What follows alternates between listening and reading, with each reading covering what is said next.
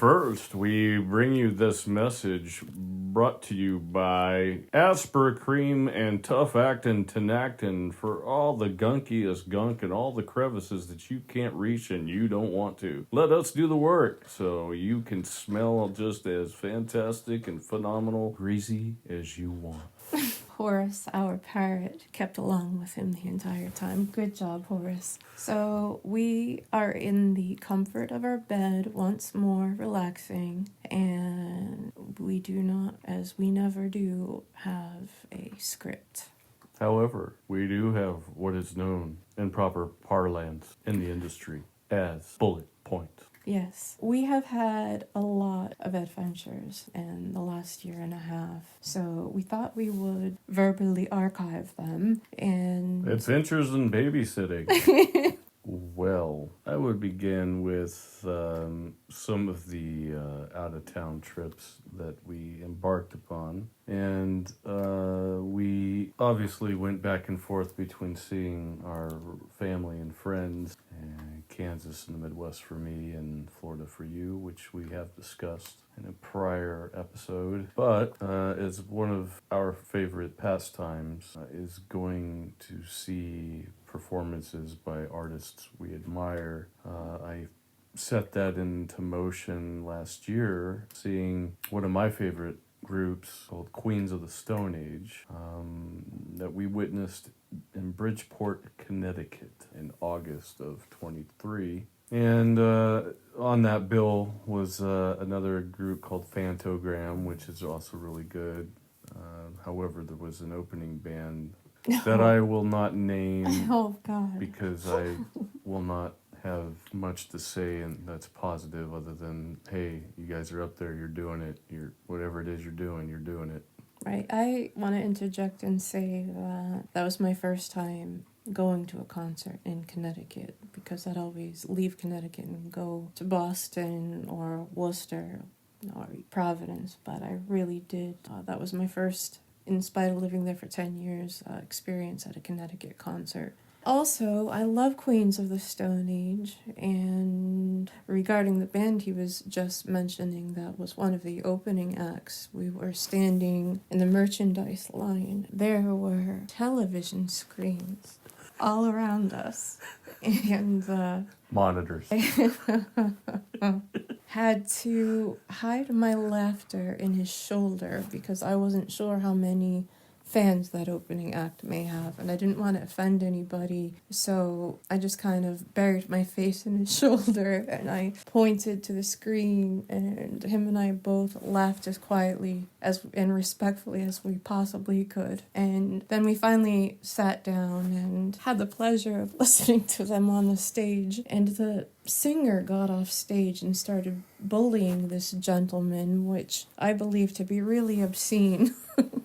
It was asinine. And the security guard said, "I don't know what the fuck his problem is. It's not that guy's fault that they suck." And everyone started laughing within like 10-seat proximity of us, conspicuously, along with us.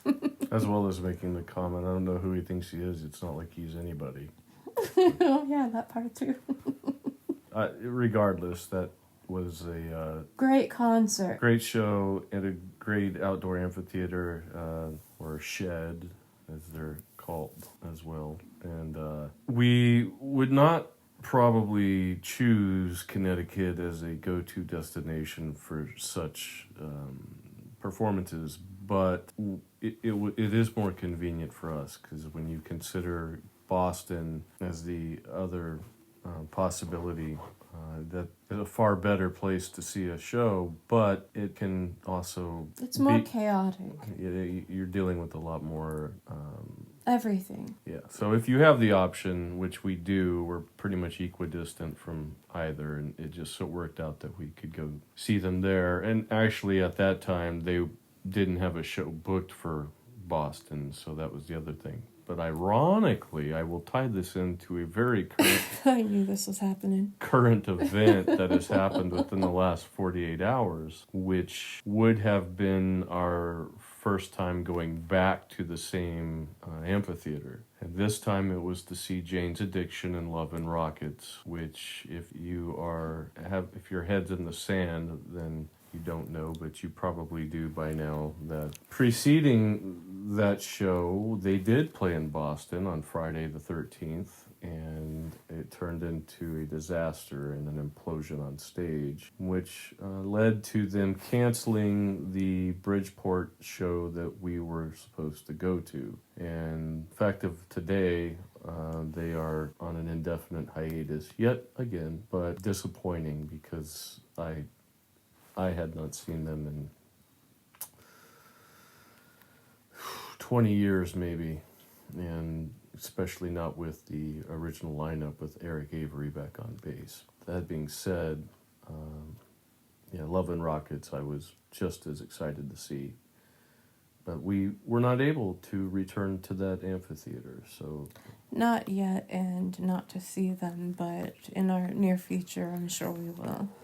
I like Jane's Addiction, and I don't want this to come across the wrong way. I was looking forward to seeing that concert. I was more excited about seeing Nick Cave, Chelsea Wolfe than I was seeing Jane's Addiction. I'm not gonna lie. And Sisters of Mercy, who Oh are God! playing this Sunday night in Boston. That's a sore spot for me. That's a real sore spot. Which we missed the tour last year with Skinny Puppy as well. Skinny Puppy, Sisters of Mercy, and Ministry are really important for me to see. And I have been wanting to see all of them for so long, and it just feels like I'm always too busy or in the wrong state at the wrong time when they're around. During my youth, these were the beautiful tunes that I would listen to. I mean, when I was 15, made my nights come alive, not just in Ybor City and the castle, but just so many places. And I have yet to see them in concert, which is really sad. I don't know if I should mention this, but I have seen Ministry on every tour since Lollapalooza, 92, 91. And, there's Skinny Puppy I have not seen, and Sisters of Mercy I've seen once. See, when they were in New England, and I had tickets, my friend Tom had an extra set of tickets, I was out in Kansas. Mm-hmm. And now I really regret not going to the Boston show for Jane's Addiction, because as unfortunate as it may be, that show will go down in infamy and quite possibly be their very last performance ever. But it is what it is, and getting off the track of... we're not even using our bullets, by the way. We glanced over them and then just decided to freelance it, as we always do.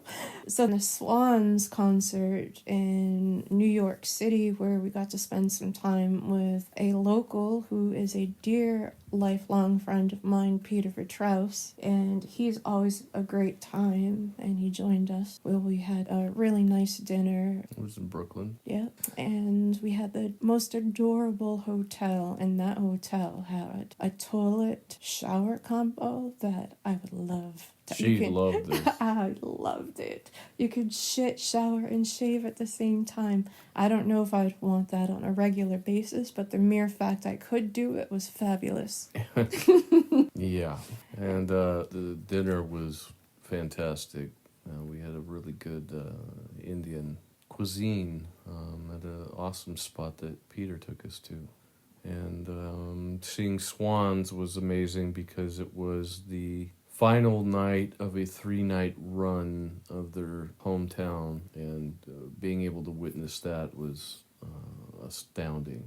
Although I thought that I had prepared Wendy for what she was about to witness for her first time, because anybody who is a Swans fan and knows of Michael Gira, you're not just watching a regular show, you are witnessing a shamanistic service and a very powerful transference of energy from stage to audience in the room, and he did not disappoint at that show at all. The only downfall being that the audience was filled with many individuals who were on another trip.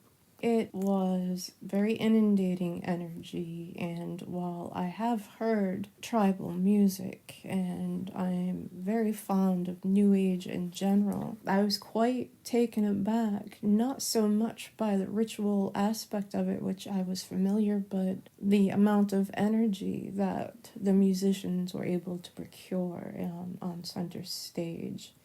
No, I'm very in tune with energy. It becomes inundating sometimes, and that's how I became extroverted, was overcoming that wave of energy. And one of the things that separated the Swans from anything else I've ever seen before is that they had real magic. It wasn't pretentious art. It, in fact, had infectious and profound energy. Marshall, my powerful empath love, and Peter, who is so grounding and safe to be around, and an absolutely beautifully eclectic crowd synchronized to what was, in my opinion, magical more than I had prepared for. It was overwhelming until I was okay. And that is the Swan Show. So that was amazing. And that also happened to be right around my birthday at that time, so that was even more special. It was around this time last year. Yeah, which immediately followed with seeing Nick Cave in Boston. Oh, that one I was insanely excited about. I love Nick Cave. He's in my top 5, and not many people reside there, and we were seeing him in the same place I saw my favorite musician of all, Leonard Cohen. The Majestic Wang Theater. Oh, it was magical. Everything I had hoped it would be. He's such a great speaker. He has such a wonderful comedic sense about things, and he sounds so humble and eloquent when he speaks and sings, which is why I love his art so much. And he was accompanied by Colin Greenwood, the bass player from Radiohead, for the performance, which was unique as well. And as we speak, the new Nick Cave and Bad Seeds album, Wild God, has been released, and Colin is joining the Bad Seeds for the tour as well. So that's pretty awesome. Yes, I think it's in April, right? April 14th in 15th? Boston. Yeah.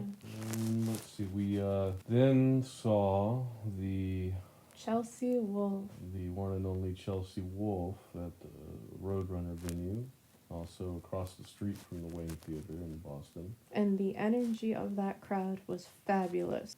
It was a mesmerizing performance, and her band is spot on. Jess on drums. Her band was amazing, and they put on one hell of a show and performance for her latest album, She Reaches Out to She, Reaches Out to She, and played some old songs as well, and it was not disappointing in the slightest. And yeah, she puts on a great show and sounds, I dare say, better live. She sounds great both ways. She has a Messy Star vibe about her. She's very messy star. Yeah.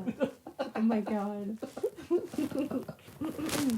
But that's who she reminded me of, and she has a little Bjork to her too. And I loved stuff like that growing up, Sneaker Pimps and Bjork, and kind of helps to revisit the nostalgia that I feel when those things were really popular because they were easy to access at that time. So she's great, and the next show that we saw was Hai Long at the Hanover Theater in Worcester. in my hometown. We got to see not just Hai Long, but what pulled on my heartstrings was having the Nipmuc tribe come out before the show, because I have done so much research about them, and it's just amazing to me that they were honored after the dark history of things that I learned them to have gone through. That was such a great way to open the show, and the show itself was fucking fantastic.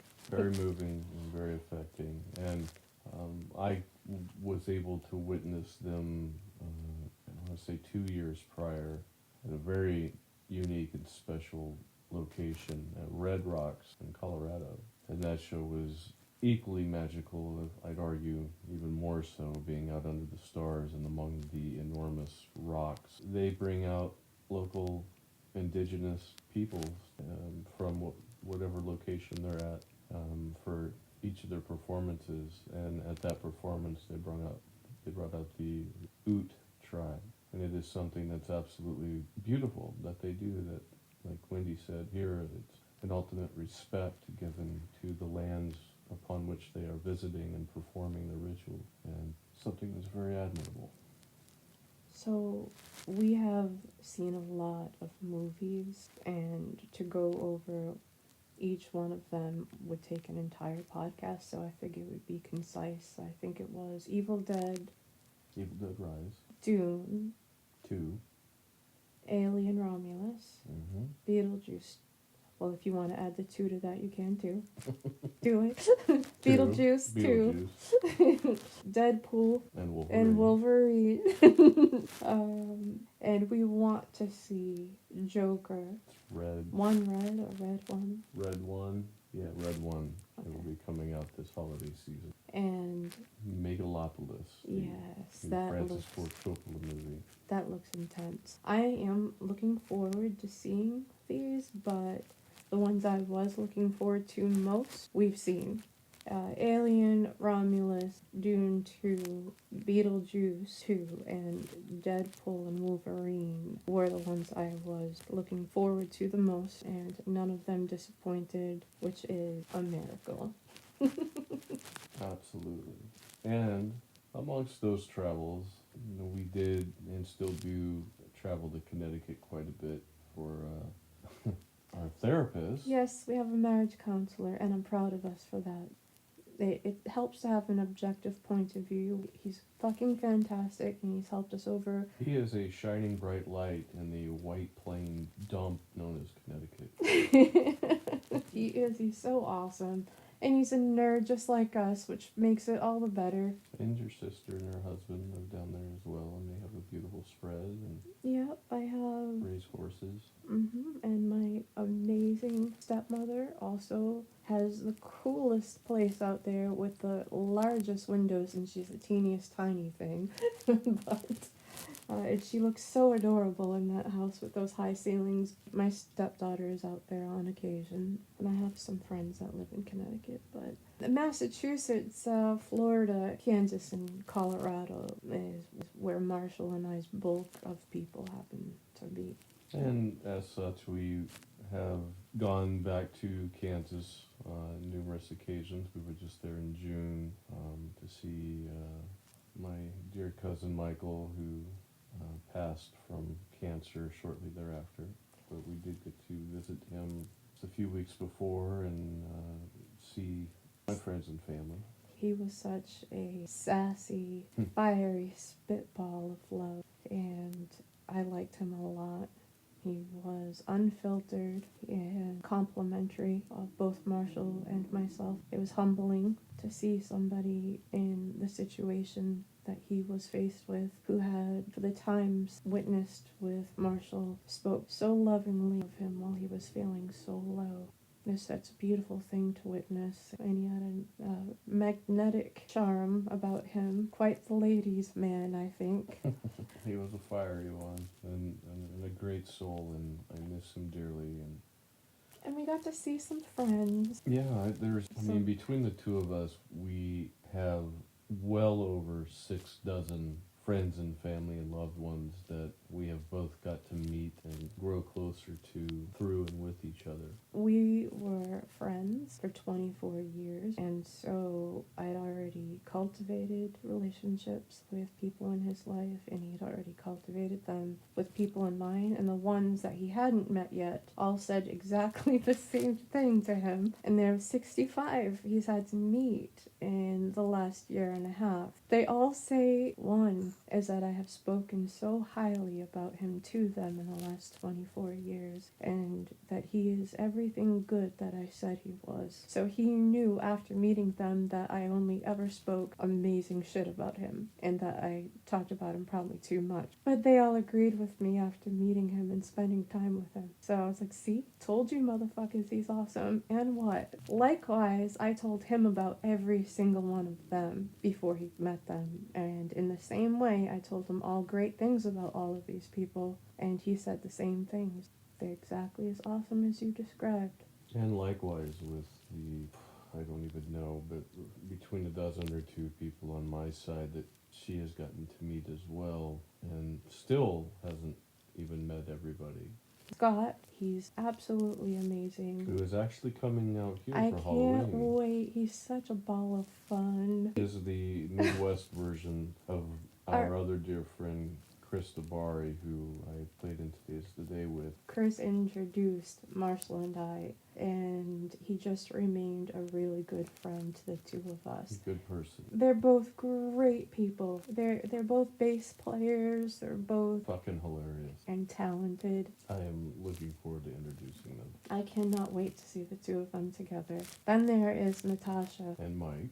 Yeah, and Mike.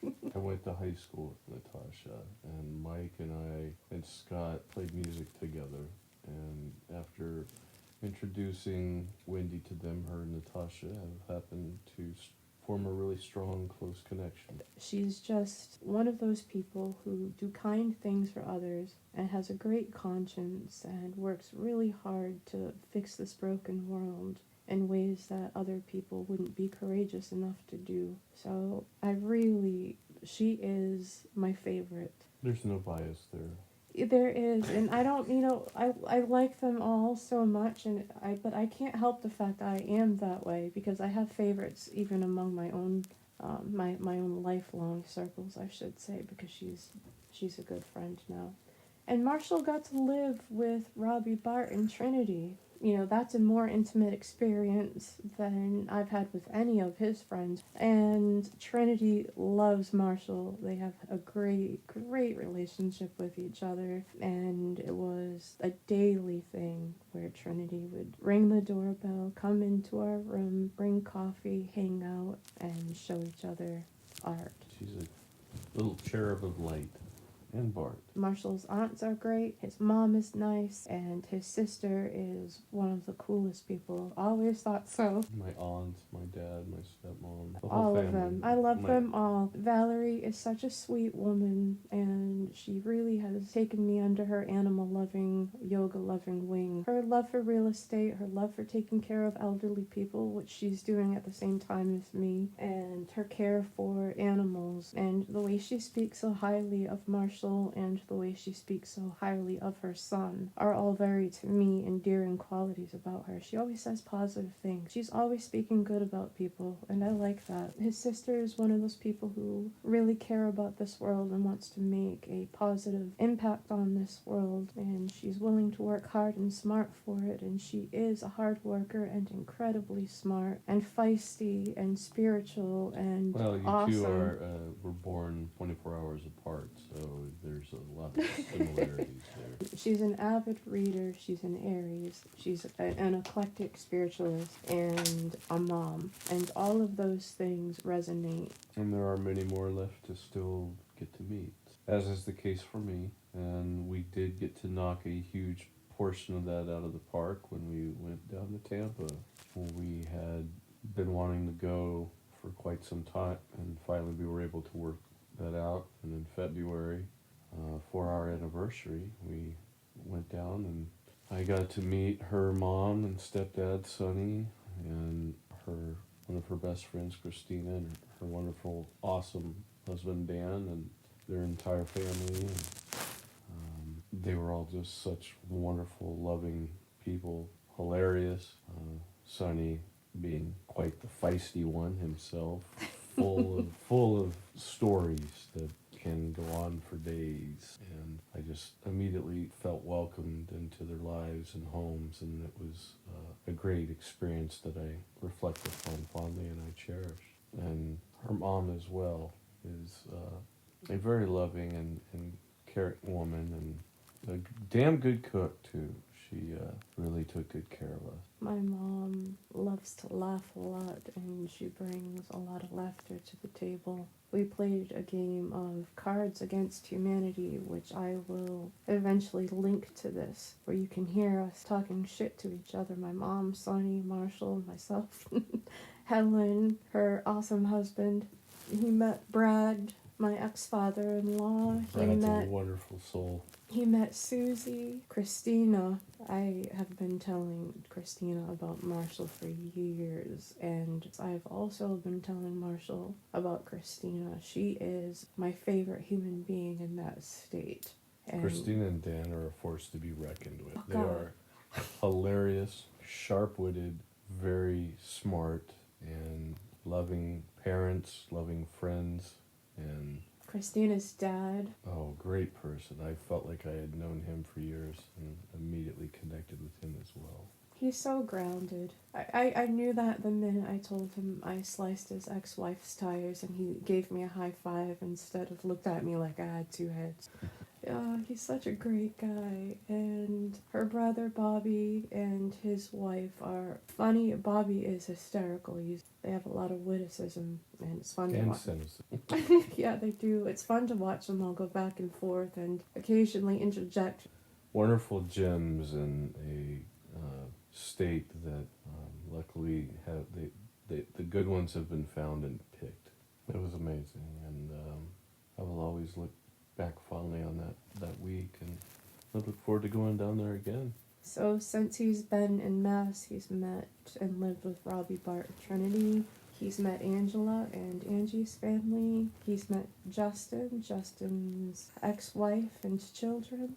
And he's met Jennifer and Miguel, my niece, who is also one of my best friends. We're the same age. Me and Miguel have a great connection to being complete fanatics over the Alien franchise. And he likes games the way that Marshall and I do. He likes board games and Dungeons and Dragons. Now, I'm more partial to Magic, and Marshall is more partial to Morkborg. Morkborg.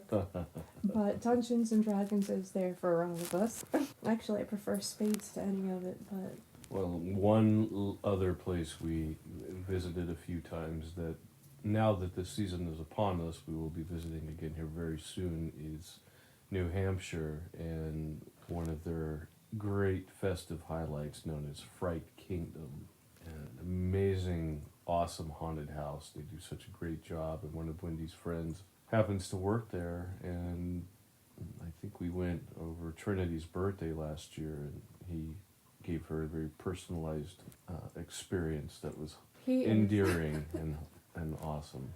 He is so cool. I met him at Fright Kingdom, and he's a musician. And We also met him, saw him at Nick Cave. Yeah, we hung out with him at Nick Cave for a little bit, and he gave Trinity a lollipop for her birthday, which was celebrated at that haunted house. I love that place. I have gone there 5 times. I went with Monty and Tyshawn, I forgot to mention. Yes. Oh, yeah. Marshall loves those guys. Yeah, great dudes and awesome creative forces as well. I highly respect and admire their creative endeavors, and they're very talented people, and at the same time very good-hearted people that I am very happy to know now. And Adashina and Christy, who have breakfast and coffee with us. That's right. And they loved Marshall too. And I know Justin absolutely loves Marshall because he stands up for him all the time. Thank you, Justin. Thank you. Justin is another very smart, witty, and hilarious individual who I had met briefly when I was living out here 20 odd years ago. He helped move a snake tank that I was giving to Marshall. Oh yeah, she gave me an aquarium, and So it was larger than the one he had for his snake because I had an iguana in it. So I decided that it would be well suited in Marshall's apartment, especially because I would sometimes break into his apartment and play with his snakes. Yeah, but Justin's an awesome fellow, and he when I first moved out here, I worked with him a bit, and he's very crafty, very, very good work ethic, and he takes no shit. He doesn't give a fuck, and he's awesome, and he will do anything for you, and I respect him a lot, and I'm very happy to count him amongst my friends as well. Although, when we said we were going to Mount Wachusett, we said we were going to be hanging out at the bottom of a mountain, and Justin inspired us all to walk up it anyway. We made it up the entire mountain to the very top when one person in the party, who will not be mentioned, happened to do the trek barefoot, and I do have a defense for that. We weren't prepared to walk the mountain. She was wearing jellies. Yeah, and I was wearing Crocs. I was not. I would never. I would never wear Crocs. And so my shoes were the absolute worst. They were very slippery. They had no traction on them, and so I thought it would be a good idea to just take them off. So I might have had sore feet, but at least I wouldn't slip and break my fucking neck and have a sore neck instead. Yeah, bare feet are just marginally better. Also, I wanted to say I climbed Mount Wachusett barefoot, because I did that in the Grand Canyon when they said, "No, you shouldn't do that. There's scorpions everywhere." I'm like, but if I survive, I can say I ran barefoot around Grand Canyon scorpions.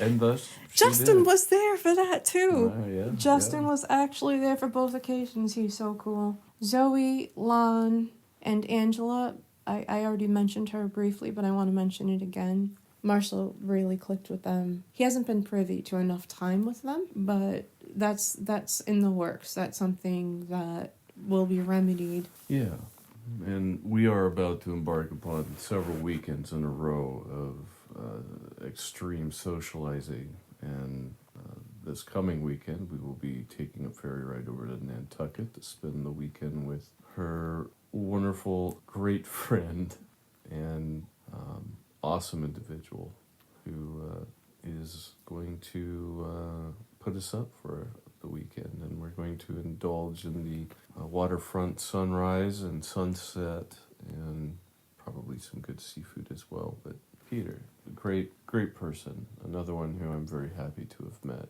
and another good addition to the circle. And he is from Chicago. Chicago and DC are a must for us, because Stephanie and her husband Josh and Dave Anderson and his wife Michelle are down there, and I'm very fond of them. They're great people, and Tiffany and Missy, I want him to meet them in New Jersey. But Chicago, where Peter is from, who he just mentioned, Meredith and her husband are out there, and Meredith is one of the most intelligent, hardworking, humble mothers and writers that I know, and it's been such an honor to have her in my life. And the last time I saw her, she came to Connecticut to visit, but in the time prior to that, she gave me her tour of Chicago, and it was fucking great, because she's into so many cool things, and Peter too, he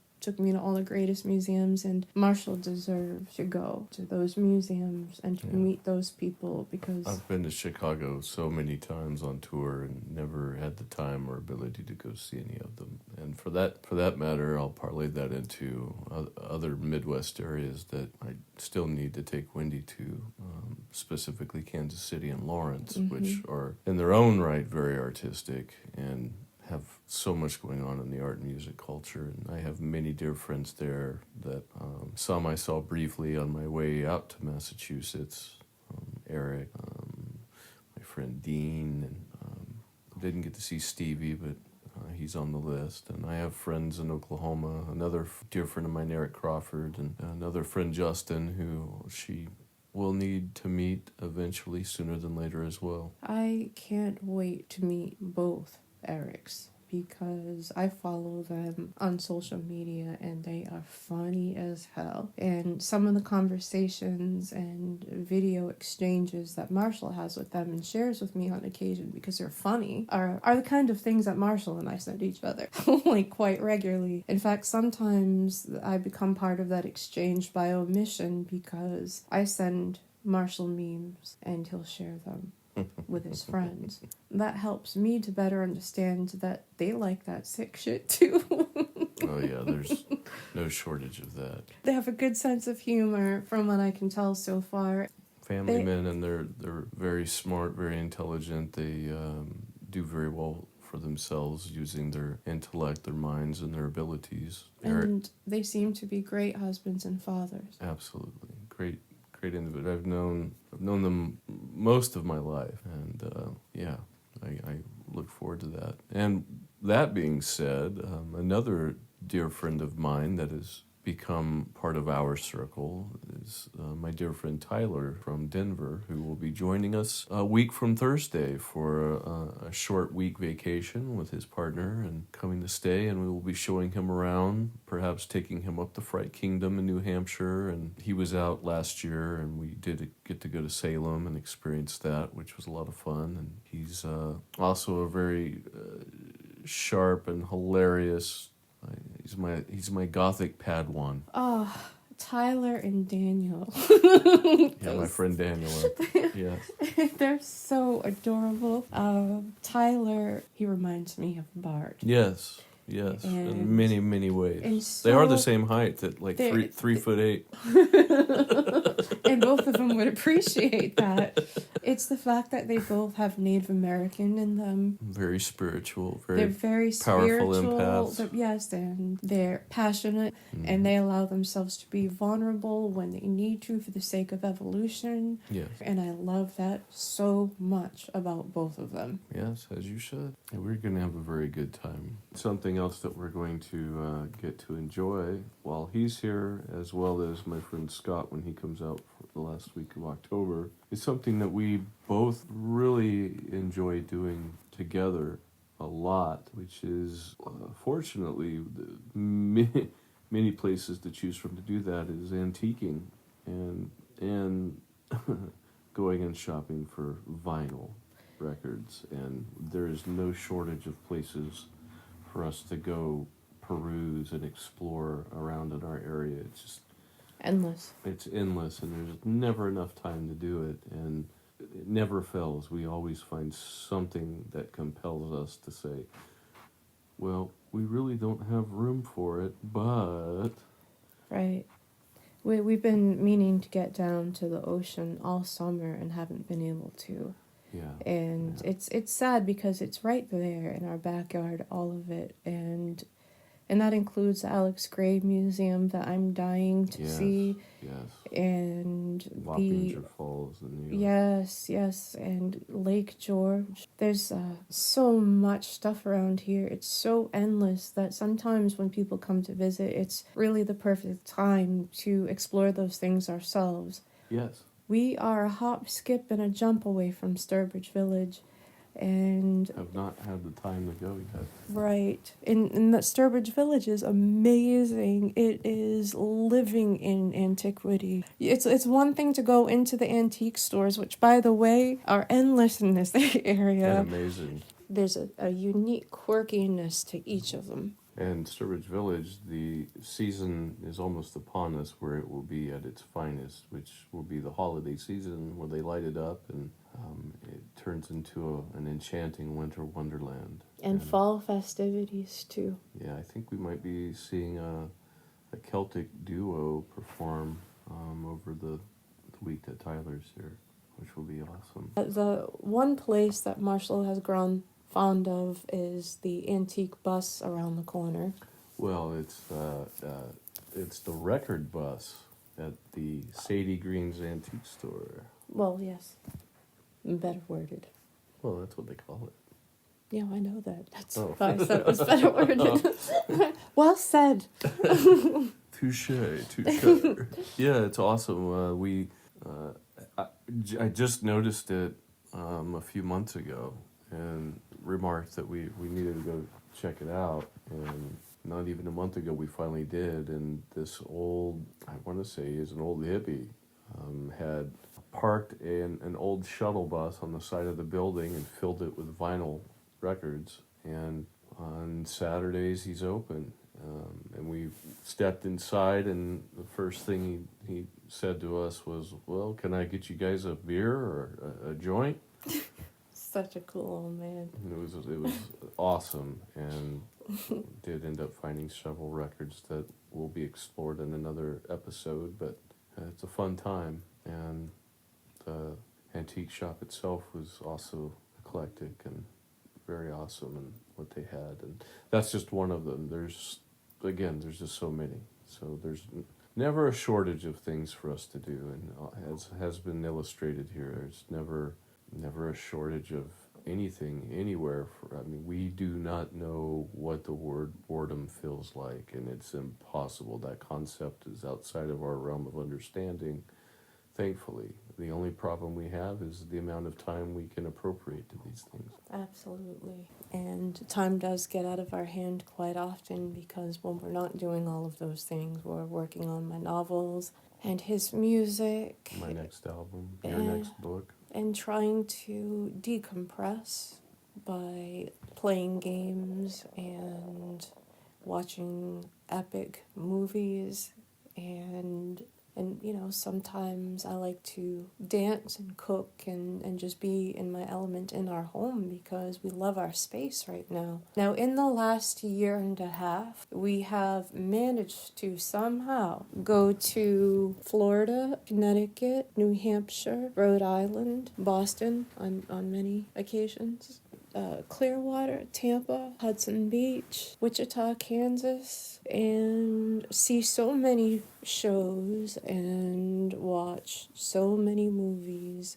and see so many people while working on music and art and literature.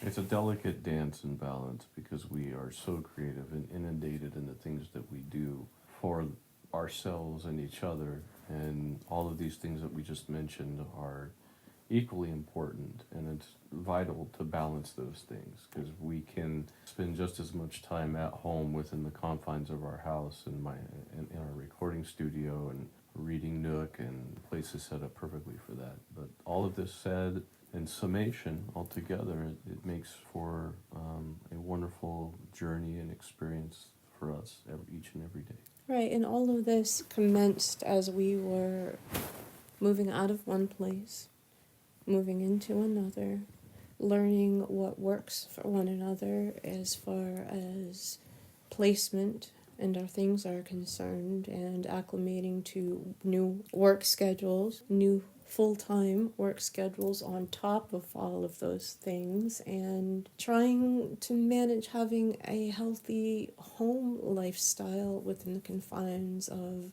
what we have very artistically and OCD-ly created around us. I am so proud of us for making our living space so efficient, attractive, and peaceful. Yes, we have grown so much, and it's not over. The growth part is not over, but I feel like we've healed a ton